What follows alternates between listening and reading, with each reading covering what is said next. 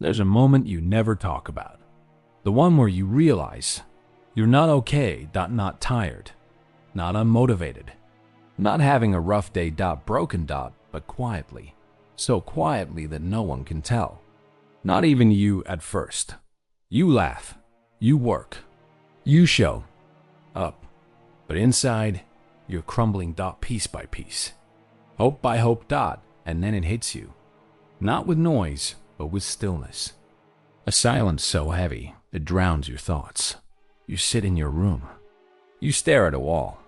You scroll through hours of distraction, hoping something will pull you back into yourself. But nothing does. Because this isn't just sadness. This is the part where life breaks you, and it's terrifying. But maybe, just maybe, this is exactly where your new self begins. Not by holding it together, but by finally letting it fall apart. It doesn't come with screaming. There's no grand explosion. No dramatic breakdown in the middle of a crowd. No one notices. Not really. Because when life breaks you like this, it does it quietly. You still go to work. You still answer messages. You still say, "I'm fine," with a practiced smile that no longer belongs to you, but something is shifting behind you.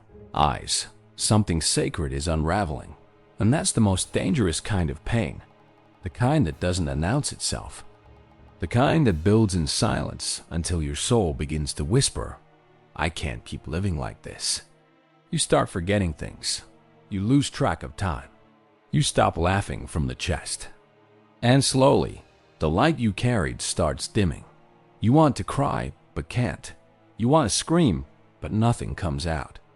It's as if your body is stuck in place, while your spirit is already mourning something you haven't even named, and everyone around you keeps moving. That might be the hardest part. The world doesn't pause for your pain, it keeps spinning. And you're expected to spin with it. But inside, you are slowing down, falling into a space where nothing makes sense anymore. Where dreams taste like ash, where love feels like distance, where even your name sounds foreign in your mouth. And still, you pretend, because it's easier to pretend than to explain a sadness. You don't understand yourself, but this isn't weakness. This is your soul refusing to live in a version of you that can no longer carry the truth. This is your quiet collapse. And as terrifying as it feels, you are not lost. You are being emptied, because something deeper is trying to take its place. Something real, something honest, something that doesn't need to perform anymore, so let it fall. Let the old stories, the masks, the pressure, break. Because in this silence, you are not dying. You are becoming. Pain is not the enemy, it feels like it is. Because it burns. Because it isolates. Because it brings you to your knees in a world that only celebrates those who keep standing. But pain is sacred, it doesn't just destroy.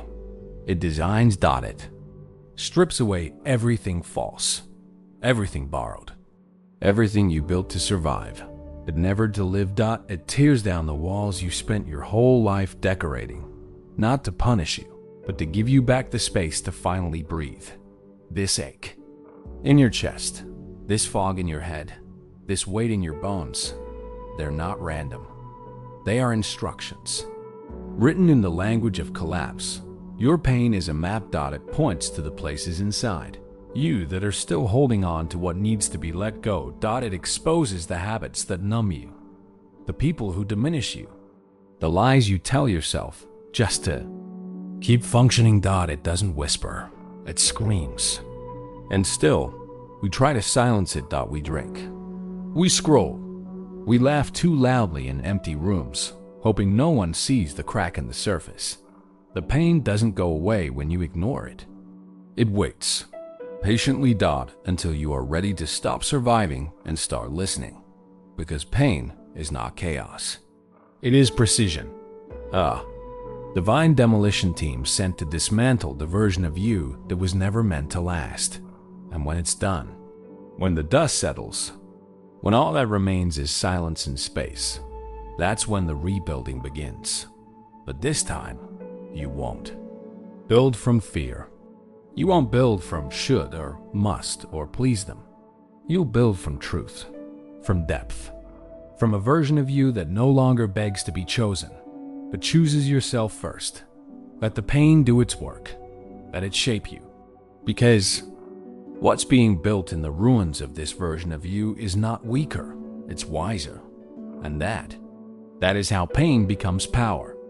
You've spent your whole life holding it together. For them. For your job. For your image. For the version of you that made everyone else comfortable. You became the glue. The strong one. The reliable one.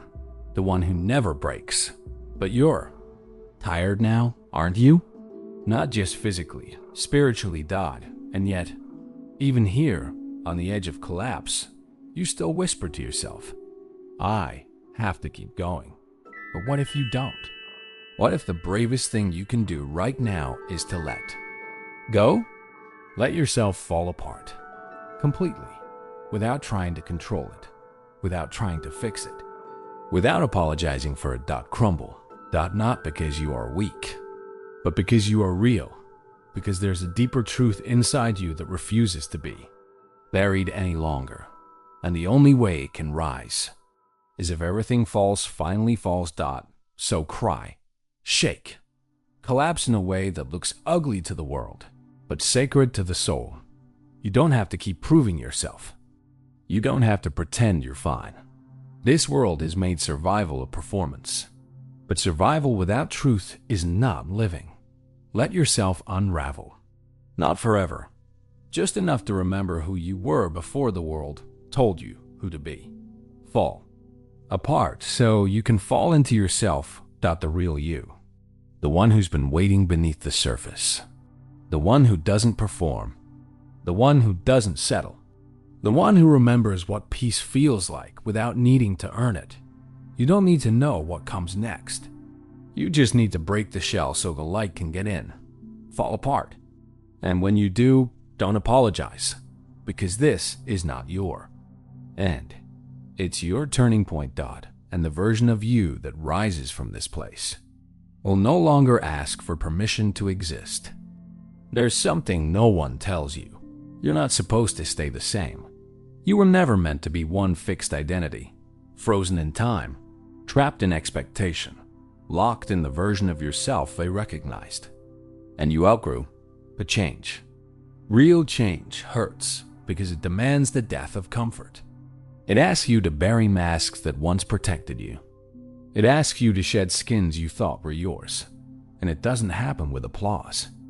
It happens in silence, in the middle of the night, when no one's watching, and your heart aches in ways words cannot explain. That's when your soul begins its quiet rebellion. And in that rebellion, you start forgetting how to be who you were. You can't fake the same smiles. You can't laugh at the same jokes. You can't keep pretending to be at home in a life that no longer fits.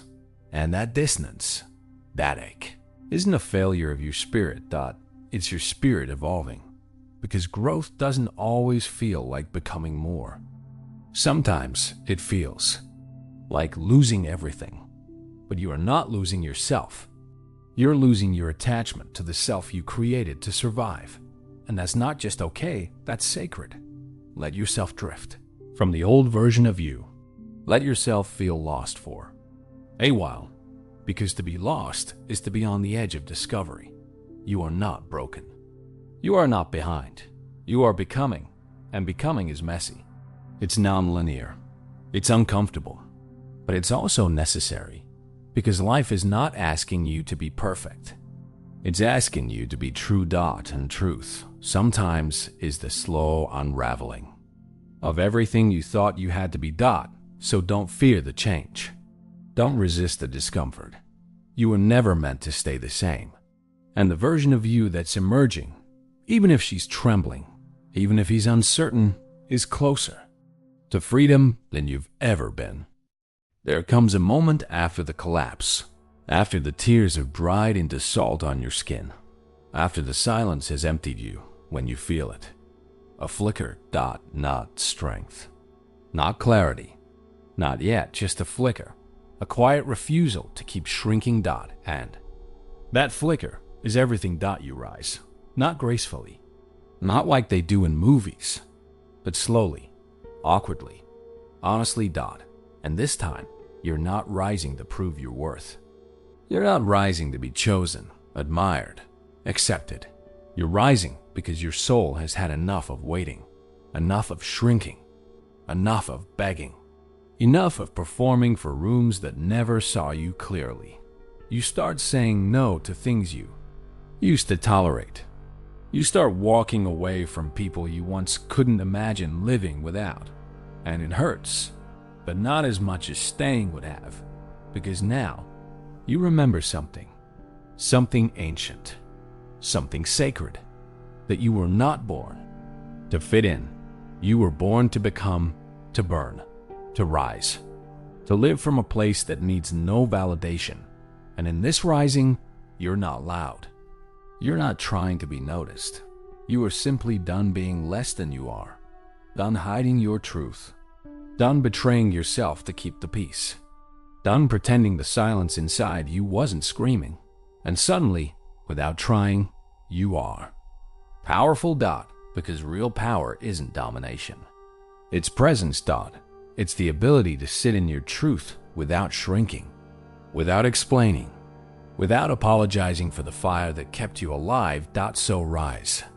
Not as someone waiting to be picked, but as someone who finally picked themselves. If you've made it this far, it means something inside you is still alive, still searching, still listening, still unwilling to settle for a life that looks fine from the outside but feels hollow within. And that matters more than you know, because the world won't always applaud your breaking. It won't always celebrate your silence or honor your pain. But here's the truth they won't tell you. You are not lost. You are being rewritten. Every tear, every pause, every moment you thought was the end was actually the turning of a page.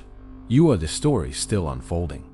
The soul still sculpting its own shape through darkness, through grief, through the fire of transformation. So take a breath. Not to return to who you were, but to welcome who you're becoming. You don't need to rush. You don't need to know. You don't need to fix everything tonight. You just need to keep walking, even if your steps are slow, even if your hands are shaking, even if your heart is still healing. Because becoming whole doesn't mean never breaking. It means breaking and still choosing to rise. So carry this with you. Your pain is not proof that you failed. It's proof that you're awakening. And the version of you that's emerging now, quietly, stubbornly, beautifully, is someone the world will not be ready for. But that's okay. You didn't come here to be ready for them. You came here to be true to you. And that is enough.